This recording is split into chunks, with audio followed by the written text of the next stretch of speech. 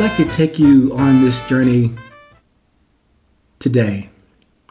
Yes, we do share this journey towards personal and collective resilience. But allow me to describe this theme and topic today as a pastoral drive. You can imagine that as what we do here and now in this 820 show. In a way, I am meeting you in the distance, with nothing between me and you and the distance between us. Making that space between where you are now and where you want to be kind of small with that quick summary and analogy. But I did say between what and where you want to be versus what and where you are right now. I know it's easy to say that from high on, from a $1 million mansion and much more in the bank or in your crypto blockchain. But I share that perspective from my low position in terms of money and financial independence. I don't have that yet.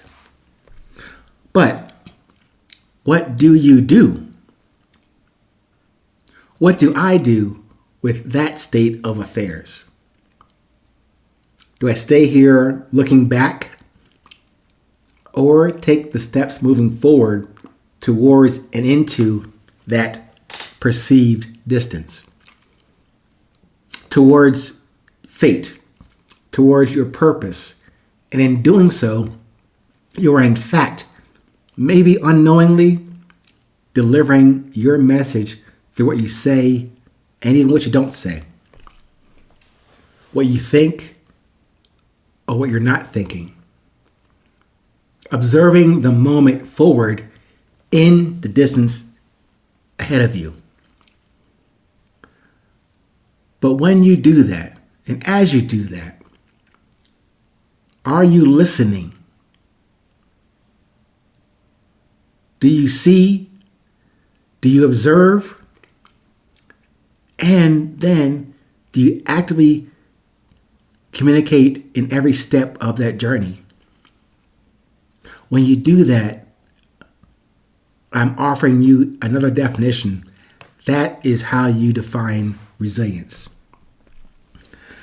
Funny, I was going to say, instead of you have resilience, I was going to say you have residence now. Same, really.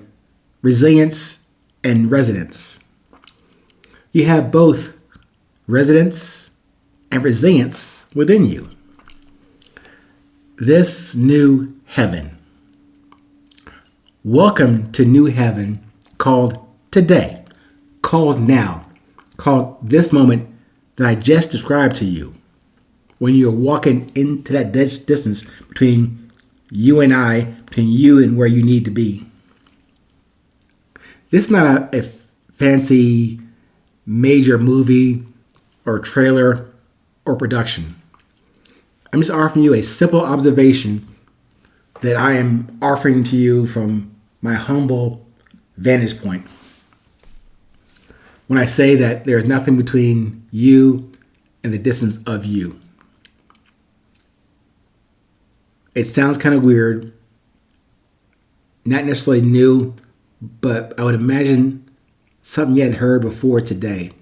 So let me say it again. Nothing exists between you and the distance of you.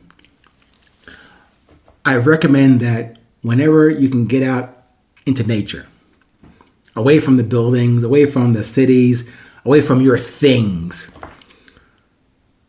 When you do that, you have a less obstructed view of you and of the distance in front of you.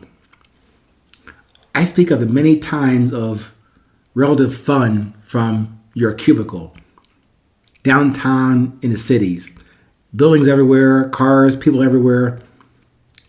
experiencing those sometimes necessary evils and necessary goods.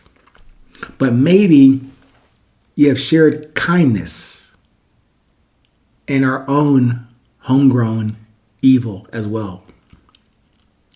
But when you can get away from the congested areas, away from your own congested areas inside of you, where you can see outside of you, just as a reference, that gives you a peek of what's inside of you. When you do that, you will sense a substance more important and essential for your progress of your resilience and your resilience. I'm offering to you a perspective and reason for getting away from the congestion outside of you and seeing the open outside nature of mountains, rivers, seas, open territory, ground, sky, skylines, but away from the stuff in the cities into what you ordinarily don't hear. To listen to the silence of the wind, of the breeze, even the rain. To listen to speech communicated to you out there. When you do that, you can then communicate from within to the outside. How big is your vision? How big is your fate? How big is your fear? How big is your ego? How much confidence do you have? How much humility do you have? I'm just asking you to ask this of yourself.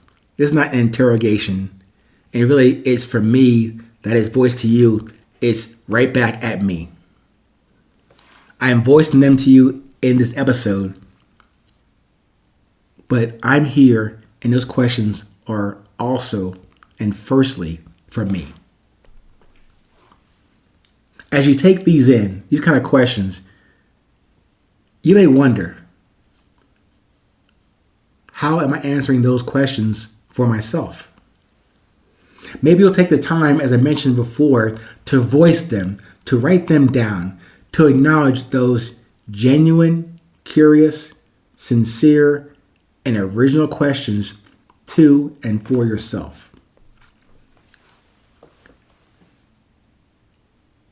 A practice that I have